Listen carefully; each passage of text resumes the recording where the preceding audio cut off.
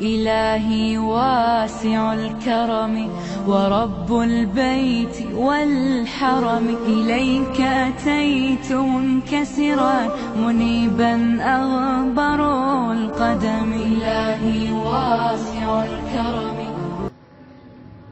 صلى الله تعالى عليه وعلى آله وصحبه وبارك وسلم تسليما كثيرا كثيرا. أما بعد فأعوذ بالله من الشيطان الرجيم. بسم الله الرحمن الرحيم.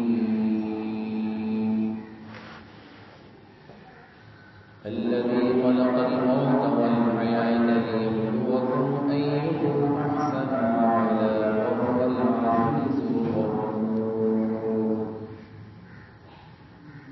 قال النبي صلى الله تعالى عليه وسلم: المسلم من سلم المسلمون من لسانه ويده، أو كما قال عليه الصلاة والسلام. صدق الله العظيم وصدق رسوله النبي الكريم، ونحن على ذلك لمن الشاهدين والشاكرين، والحمد لله رب العالمين. اللهم صل على محمد وعلى آل محمد. اللهم صل على محمد وعلى آل محمد كما صليت على إبراهيم وعلى آل إبراهيم إنك حميد مجيد. اللهم بارك على محمد وعلى آل محمد كما باركت على إبراهيم وعلى آل إبراهيم إنك حميد مجيد. میرے محترم عزیز دوستوں، بزرگوں اور بھائیوں، اللہ رب العزت نے ہمیں دنیا اور آخرت کی کامیابی کے لیے جو دین عطا فرمایا ہے وہ دین اسلام ہے۔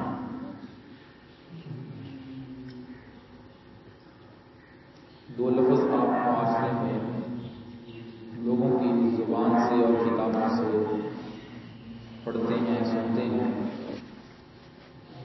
ایک مذہب اور ایک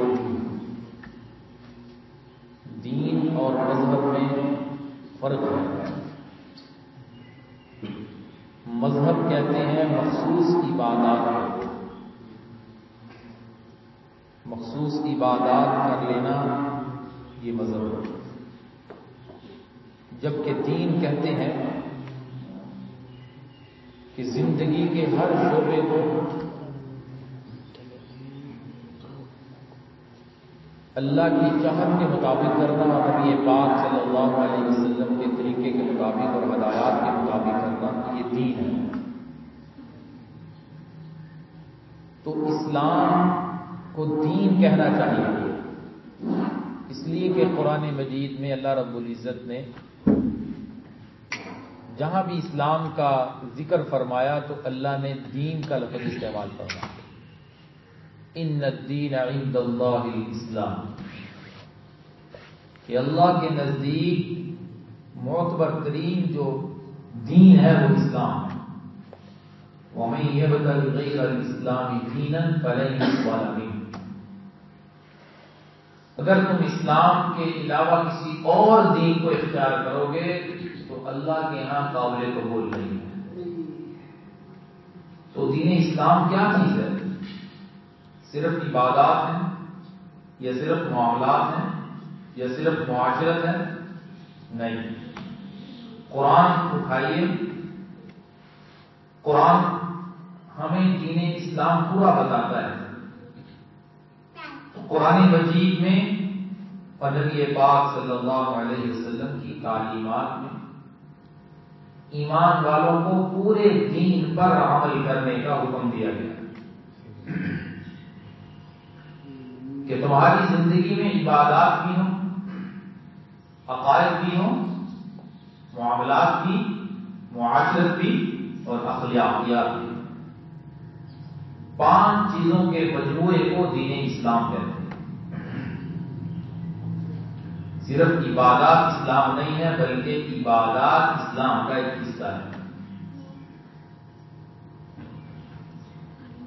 ہمارے معاشرے میں 2 چیزوں پر عمل کرنے کو اسلام کہتے ہیں اور 3 چیزوں کو اسلام کے 3 حصوں کو چھوڑ دیتے ہیں۔ اس انداز میں چھوڑا جاتا ہے کہ جیسے وہ اسلام کا حکم ہے ہی نہیں۔ عبادات اور عقائد کو کہتے ہیں کہ یہ دین اسلام ہے، جبکہ قرآن مجید میں اللہ نے معاشرت کے لیے کئی رکوع نازل فرمائے۔ ایمان والوں کو حکم دیا کہ تمہاری معاشرت کیسی ہونی چاہیے، تمہارے معاملات کیسے ہونے چاہیے، تمہارے اخلاق کیسے ہونے چاہیے۔ پوری دنیا میں دین کو پھیلانے کی جتنی محنتیں ہو رہی ہیں، مشائخ عظام خانقاہوں میں بیٹھ کر ایمان والوں کی جو تربیت فرما رہے ہیں، تزکیہ فرما رہے ہیں، اصلاح فرما رہے ہیں، سب کا مقصد یہ ہے کہ ہر مسلمان مرد میں اور ہر مسلمان عورت میں پورا دین آ جائے۔ تبلیغی جماعت والے اعلان کیا کرتے ہیں جب ان کا گشت ہوتا ہے یا بیان ہوتا ہے کہ پورا کا پورا دین ہماری زندگی میں کیسے آئے۔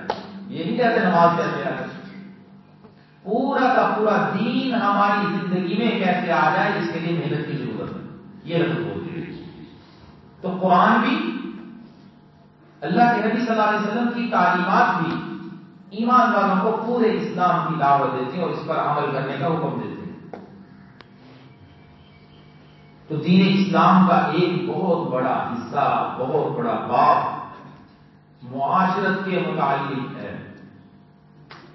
آپ اندازہ لگائیے کہ اسلام کے اندر معاشرت کی کتنی اہمیت ہے کہ اللہ نے قرآن مجید میں نماز کے متعلق فرمایا اقیموا الصلاۃ، نماز پڑھو۔ نماز کا طریقہ بیان نہیں فرمایا، نماز کا طریقہ سرکار مدینہ حضرت محمد رسول اللہ صلی اللہ علیہ وسلم نے بتایا، نماز پڑھنے کا حکم دیا ہے۔ لیکن معاشرت کے متعلق اللہ نے سورۃ الاحزاب میں 2 رکوع نازل فرمائے اس عنوان کے اوپر کہ جب تم نے کسی سے ملنے جانا ہے، کسی کے گھر جانا ہے، اس کی ترتیب کیا ہونی چاہیے، اس کی آداب کیا ہے، اس کا طریقہ کیا ہے، اس سے اجازت تم نے کس انداز میں لینی اور کتنی دن تم نے وہاں پہ رکنا ہے۔ پورے 2 رکوع اللہ نے اس معاشرت کے متعلق بیان فرمایا اور ایمان والوں کو ہدایات عطا فرمایا کہ تمہاری معاشرت یوں ہونی چاہیے۔ اب معاشرت کہتے کسے ہیں؟ معاشرت کہتے ہیں انسان نے دنیا میں رہتے ہوئے اکیلے تو نہیں رہنا، دوسرے لوگوں کے ساتھ رہنا ہے۔ اب آنے والا انسان دنیا میں اس کا واسطہ اس کے گھر والوں سے پڑتا ہے، اس کے والدین سے، اس کی بہنوں سے، اس کے بھائی سے، پڑوسیوں سے، مسافروں سے، دوسرے عام مسلمانوں سے، محلے والوں سے، بستی والوں سے، گاؤں والوں سے اس کا واسطہ پڑتا ہے۔ تو اس واسطے کو کیسے نبھانا ہے، اس کو معاشرت کہتے ہیں کہ ان کے حقوق کیا ہیں، ان کی حقوق کی ادائیگی کیسے کرنی ہے، اسی کا نام معاشرت ہے۔ حضرت خانوی رحمۃ اللہ علیہ فرماتے تھے کہ جس نے عبادت سیکھنی ہے کسی اور جگہ چلا جائے، جس نے دین سیکھنا ہے، معاشرت معاملات سیکھنے ہیں تو وہ میرے پاس آئے۔ صرف عبادات نہیں، فرماتے تھے کہ اگر کوئی آ کر مجھے یہ بتا دے کہ آپ نے جو ذکر بتایا ہے میں اس میں سستی کرتا ہوں، تھوڑا ہو جاتا ہے، پورا نہیں ہوتا، تھوڑا تکلیف تو ہوتی ہے، پریشانی ہوتی ہے، فکر مندی ہوتی ہے، لیکن اگر کوئی یہ آ کر بتا دے کہ میں نے معاملات میں گڑبڑ کی ہے تو بہت زیادہ تکلیف ہوتی ہے۔ زیادہ پریشانی ہوتی ہے کہ اس نے اسلام کے کتنے بڑے حکم کو توڑ دیا. حضرت ثانی رحمۃ اللہ علیہ کے خلیفہ نجات تھے. وہ حضرت کو ملنے آئے اور اپنے ساتھ اپنا چھوٹا بچہ بھی لے کر آئے جس کی عمر 12 سال تھی. حضرت رحمۃ اللہ علیہ نے ان سے پوچھا کہ تم میرے پاس کس چیز کے ذریعے آئے ہو؟ تو انہوں نے عرض کی حضرت ہم ٹرین کے ذریعے آئے. تو حضرت نے پوچھا یہ بتاؤ کہ یہ آپ نے اپنے بچے کے ٹکٹ لیے ریلوے ٹکٹ؟ انہوں نے کہا حضرت نہیں میں نے تو نہیں لی. اور تمہیں پتا ہے کہ 12 سال کے بچے کی ٹکٹ لینا لازمی ہے، قانون ہے، اور میں نے نہیں لی اور مجھے پتا ہے.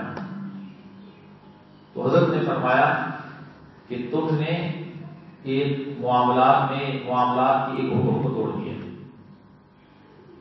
یہ خیانت ہے. اور حضرت نے اس سے اپنی خلافت واپس لے لی. فرمایا جاؤ جا کر اور محنت کرو. اب ایک بظاہر کسی کے سامنے واقعہ بیان کیا جائے اور سننے والا یہ کہ معمولی سی بات ہے، کیا ہو گیا ٹکٹ لی، پیسے دوبارہ جمع کروائے جا سکتے. تو حضرت نے فرمایا ابھی تک آپ کو تصوف کی ہوا نہیں لگی کہ تصوف اور سلوک، ذکر اللہ کی محنت، اللہ کی محنت صرف عابد نہیں بناتی، ذکر نہیں سکھاتی. اس ذکر کے ذریعے سے اسے پورا اسلام سکھایا جاتا ہے، پورے دین پر کھڑا کیا جاتا ہے. معاملات اور معاشرت اور اخلاقیات اس کو بتائے جاتے ہیں کہ تیرے معاملات اور معاشرت کیا کرنی چاہیے. نبی پاک صلی اللہ علیہ وسلم کی مختلف تعلیمات ہیں. محدثین نے فرمایا کہ 3 احادیث معاشرت کی بنیاد ہیں. 3 احادیث معاشرت کی بنیاد ہیں. اگر ان 3 احادیث کے اوپر کسی مسلمان کا عمل ہے، اگرچہ معاشرت کے بعد متعلق اللہ کے نبی نے بہت ساری تعلیمات ارشاد فرمائی، میں بنیادی بات کر رہا ہوں جن احادیث کو انہوں نے بنیاد قرار دیا. ان بنیادی احادیث میں محدثین فرماتے ہیں نبی پاک صلی اللہ علیہ وسلم کا یہ فرمان، المسلم من سلم المسلمون من لسانه ويده. حضور علیہ السلام ارشاد فرماتے ہیں حقیقی مسلمان وہ ہے، حقیقی مسلمان کہلانے کا مستحق وہ ہے جس کی زبان سے اور جس کے ہاتھ سے دوسرے مسلمان محفوظ رہے. اس کی زبان سے کسی مسلمان کو تکلیف نہ پہنچے اور اس کے ہاتھوں سے کسی کو تکلیف نہ پہنچے. اب یہ کوئی یہ کہے کہ اللہ کے نبی نے تو زبان سے اور ہاتھ سے روکا تو پاؤں سے پہنچا کے تکلیف ہے، نہیں، یہ مطلب نہیں ہے. حدیث کے مطلب کو سمجھے. عمومی طور پہ کیونکہ زبان سے اور ہاتھ سے تکلیف پہنچائی جاتی ہے، تو اللہ کے نبی صلی اللہ علیہ وسلم نے حدیث میں 2 چیزوں کا ذکر کر دیا. مقصود یہ ہے کہ مسلمان کے کسی عمل سے دوسرے کو تکلیف نہ پہنچے، اس کی زبان سے ایسا جملہ نہ نکلے جو اس کے دل کو چورا چورا کر دے. عربی کا شاعر کیا کہتا ہے، جراحات السنان لعل قیام ولا یلتام ما جرح الانسان. تیروں کے زخم مٹائے جا سکتے ہیں، زبان کے زخم مٹائے نہیں جا سکتے. اس لیے زبان کو کنٹرول رکھنا اور ایسا جملہ نہ نکالنا جو دوسرے مسلمان کے لیے تکلیف کا باعث بنتا ہے. اور یہ زبان کی حفاظت کے بارے میں سرکار مدینہ کیا فرماتے ہیں کہ فرمایا تم 2 چیزوں کی مجھے ضمانت دے دو، میں تمہیں جنت کی ضمانت دیتا ہوں. جنت کی ضمانت دے رہے ہیں کون؟ محمد رسول اللہ صلی اللہ علیہ وسلم. فرمایا پہلی چیز جو 2 جبروں کے درمیان ہے، زبان. اس کی تم مجھے ضمانت دے دو کہ صحیح جگہ میں استعمال ہوگی.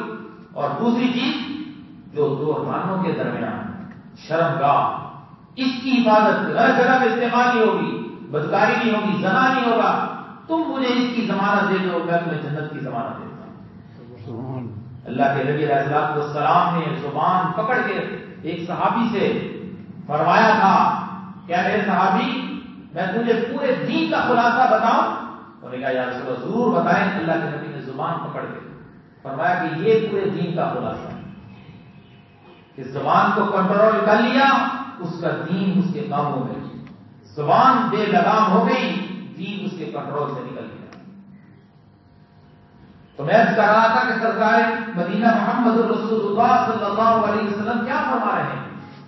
المسلم من سلم المسلمون من لسانه ويده. حقیقی مسلمان وہ ہے, مسلمان کہلانے کا مستحق وہ ہے جس کی زبان سے اور جس کے ہاتھوں سے مسلمان کو نقصان نہ ہو. حیات القیوان میں حضرت نے عجیب بات لکھی ہے. فرماتے ہیں جانور 3 قسم کے ہوتے ہیں. ایک وہ جانور جو نفع پہنچاتا ہے, نقصان نہیں پہنچاتا. بکری ہے, نفع پہنچاتی ہے, دودھ دے رہی ہے, گوشت کا استعمال ہوتا ہے, نقصان نہیں پہنچاتی. اور دوسری جانوروں کی وہ قسم ہے جو نقصان ہی پہنچاتے ہیں, نفع کوئی نہیں. سانپ, بچھو نقصان پہنچاتے ہیں, انسان کو ڈسنے کی کوشش کرتے ہیں. اور تیسری جانوروں کی وہ قسم ہے جو نہ نفع پہنچاتی ہے نہ نقصان پہنچاتی ہے. تو حضرت فرماتے ہیں اے انسان کو مخاطب کر کے, اے انسان تو پہلی قسم کی جانوروں کی صرف اپنے اندر پیدا کر. پہلی قسم کے جانور ہے, تم تو اشرف المخلوقات ہے, تجھے اللہ نے فوقیت دی ہے ساری مخلوق کے اوپر. لقد خلقنا الانسان فی احسن تقویم, ہم نے انسان کو خوبصورت بنایا. وَلَقَدْ كَرَّمْنَا بَنِي آدَمَ, ہم نے انسان کو اعزاز دیا. وَإِذْ جَعَلَ رَبُّكَ لِلْمَلَائِكَةِ إِنِّي جَاعِلٌ فِي الْأَرْضِ خَلِيفَةً, ہم نے زمین کے اوپر انسان کو اپنا نائب بنایا. یہ شرافت دی انسان کو, مقام دیا, فضیلت دی. تو اشرف المخلوقات ہے. اشرف المخلوقات ہوتے ہوئے تو جانوروں کی جو پہلی قسم کی جو صفت ہے وہ اپنے اندر پیدا کر لے کہ نقصان نہ پہنچا, لوگوں کو نفع پہنچایا. نبی علیہ الصلوۃ والسلام فرماتے ہیں خیر الناس من ينفع الناس, لوگوں میں بہترین وہ ہے جو لوگوں کو نفع پہنچاتا ہے. اور فرمایا اگر تو پہلی قسم میں نہیں داخل تو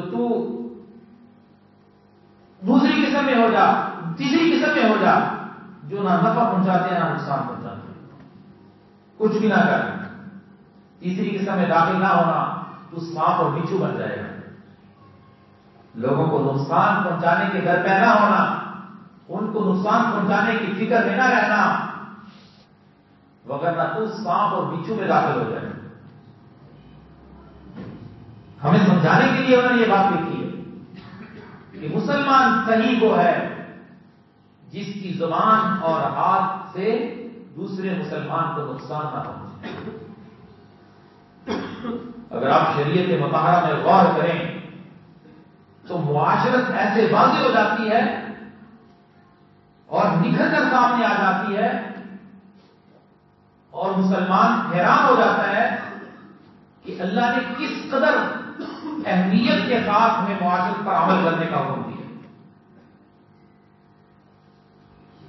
نفلی عبادات کے ساتھ جب معاشرت کی حکم کا ٹکراؤ ہوتا ہے تو ہمیں حکم ہے کہ تم نفلی عبادت چھوڑ دو, معاشرت کی والے حکم پر عمل کرو. ہمیں حکم ہے. نوافل پڑھنا عبادت ہے یا نہیں ہے, تلاوت کرنا عبادت ہے یا نہیں ہے, لیکن ہمیں حکم ہے کہ اگر تم نوافل پڑھنا چاہتے ہو اور نوافل پڑھنے کی نفلی عبادت کرنا چاہتے ہو, لیکن تمہاری اس نفلی عبادت سے کسی مسلمان کو تکلیف ہو رہی ہے, کوئی سویا پڑا ہے, تم بلند آواز سے قرآن کی تلاوت کرنا چاہتے ہو لیکن کوئی بیمار ہے اور تم اس کی نیند میں آرام میں خلل واقع کر رہے ہو, اپنی نفلی عبادت سے اس نفلی عبادت کو چھوڑ دو. اگر تم کرو گے تم شریعت کے خلاف کرو گے. حجر اسود کا بوسہ لینا سنت ہے, سعادت کی بات ہے, عبادت ہے, نیک کام ہے, ثواب کی چیز ہے, لیکن فرمایا نہیں, اگر تم بغیر کسی کو تکلیف پہنچائے وہاں تک پہنچ سکتے ہو تو تم اس کا بوسہ لو. اگر کسی کو تکلیف کے ساتھ بوسہ لو گے تو تمہارے لیے بوسہ لینا درست نہیں ہے. تم نے ایک سنت پر عمل کرنے کے لیے حرام کا ارتکاب کیا ہے، کیونکہ مسلمان کو تکلیف پہنچانا حرام ہے۔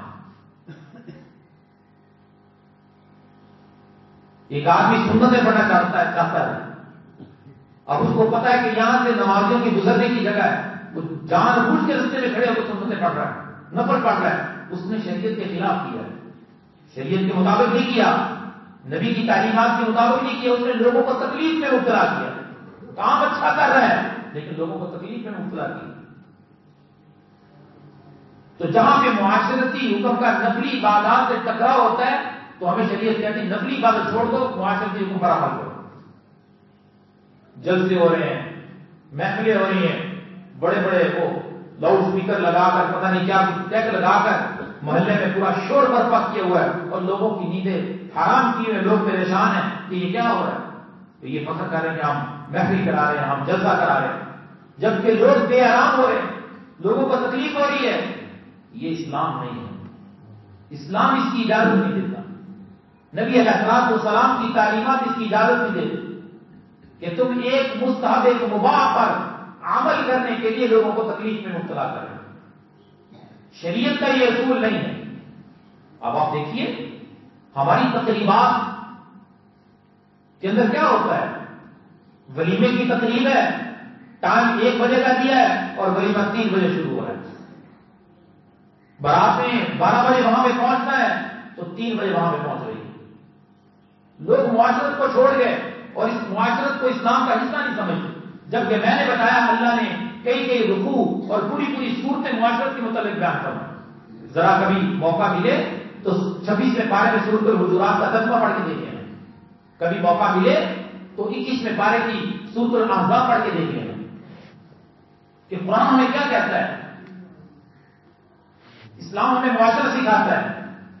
تو ہماری پوری کی پوری تقریبات اس انداز کے اندر ہے کہ ہمیں تکلیف نہیں پہنچانی، کسی کے لیے راحت کا سبب نہیں بننا۔ ٹائم کیا لکھا ہوتا ہے، پروگرام کیا ہوتا ہے۔ اب جنازے کا وقت لوگوں کو ٹائم دیا 8 بجے جنازہ ہوگا، جی ہمارے مہمان فیصلہ آباد سے چلے ہوئے ہیں، رک جاؤ ابھی وہ پہنچیں گے تو پھر جنازہ ہوگا۔ لوگوں کو پتہ ہی نہیں کہ کتنے وہاں پہ کمزور لوگ ہیں، کوئی پریشان ہے، کوئی جانے والا ہے، کوئی مسافر ہے، کتنے مسائل ہیں۔ تم نے جو ٹائم ٹیبل دیا تم اس سے لیٹ کر کے لوگوں کو تکلیف میں مبتلا کر رہے ہو اور اسلام کی منافی ہے، یہ شریعت کا حکم نہیں ہے۔ ہمیں چاہیے کہ ہم اپنی معاشرت کو بدلیں، ہم لوگوں کو تکلیف دے عمل کرنے سے بچیں۔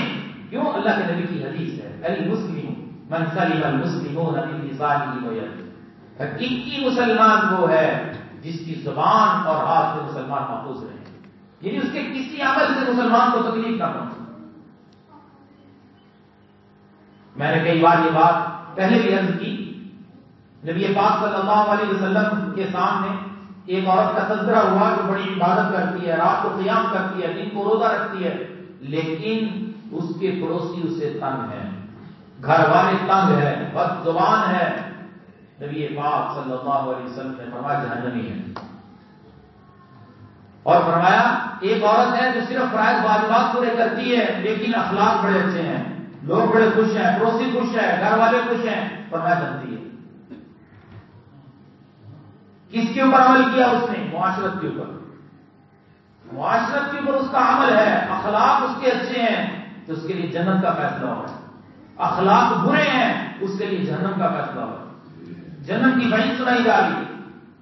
حضرت عائشہ رضی اللہ تعالیٰ عنہا فرماتی ہیں اللہ کے نبی جب صبح تہجد میں اٹھا کرتے تھے اس انداز سے اٹھتے تھے کہ اتنا شور نہ ہو، آواز بلند نہ ہو کسی دروازے کی یا اٹھنے کی جس سے میرے گھر والوں کی نیند کھل جائے، ان کے آرام میں خلل آ جائے۔ بہت احتیاط سے آرام سے اٹھتے تھے، ہم تو پورے گھر کو اٹھا دیتے ہیں، اسے ٹوٹ کر اٹھتے ہیں تاکہ میرے گھر والے میری ازواج مطہرات کو تکلیف نہ پہنچے۔ اللہ کے نبی اس کا خیال فرمایا کرتے تھے، اہتمام کرتے تھے کہ ان کو تکلیف نہ پہنچے۔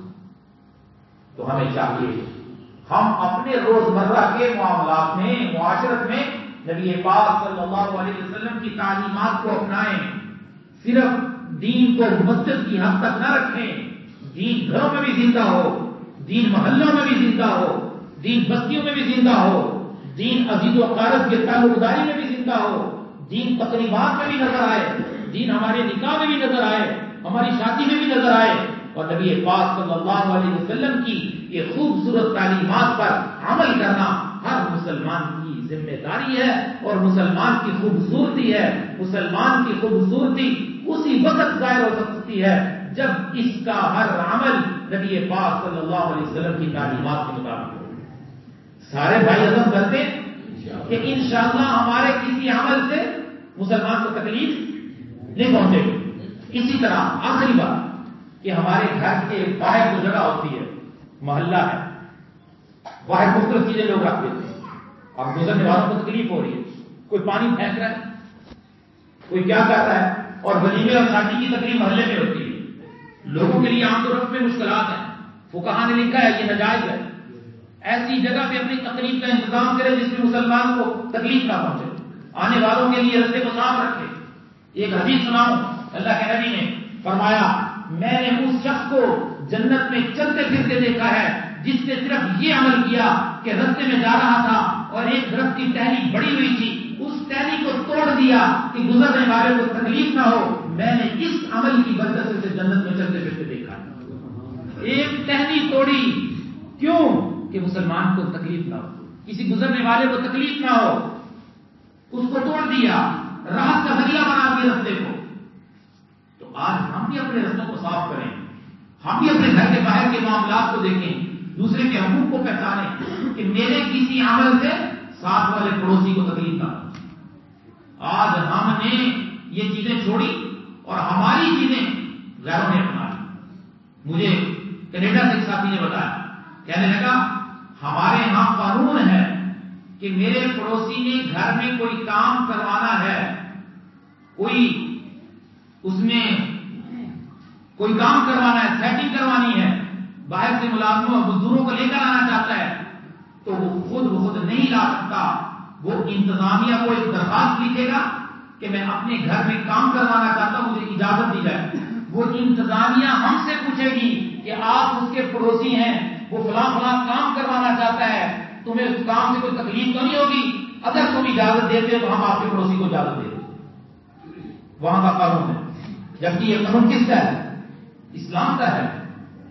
معاشرت اللہ کے نبی علیہ الصلوۃ والسلام نے سکھائی ہے۔ اللہ کے نبی تو فرما رہے ہیں المسلم من سلم المسلمان من لسانه ويده۔ غیروں نے ہمارے اسلام کو اپنا لیا، کلمہ نہیں پڑھا ہم نے، کام ہمارے لے لیے، وہاں کا قانون ہے۔ تو یہاں پہ ہماری پوری کوشش ہوتی ہے کہ ہم جو مرضی کریں، ہمیں کوئی سروکار نہیں ہے کہ اللہ کے نبی کی تعلیمات کیا ہے، معاشرت کیا ہے، محلے داری کے حقوق کیا ہے، پڑوسی کے حقوق کیا ہے۔ کتنے گھرانے ایسے ہیں وہ نہ اپنے بھائیوں سے بولتا ہے، نہ اپنی بہنوں سے بولتا ہے، پڑوسی اس سے ناراض، ادھر والا پڑوسی اس سے ناراض، محلے والے اس سے ناراض، یعنی اس نے عزم کیا ہوا ہے کہ میں نے سب کو تکلیف نہیں پہنچانی۔ یہ معاشرت نہیں ہے، یہ اصل مسلمان نہیں ہے، یہ حقیقی مسلمان نہیں ہے۔ حقیقی مسلمان وہ ہے جس کی زبان میں مٹھاس ہو، جس کے اخلاق اچھے ہوں، جس کے اخلاق اچھے ہوں۔ اللہ ہمیں معاشرت کے اوپر عمل کرنے کی توفیق عطا فرمائے۔ باقی دعوانا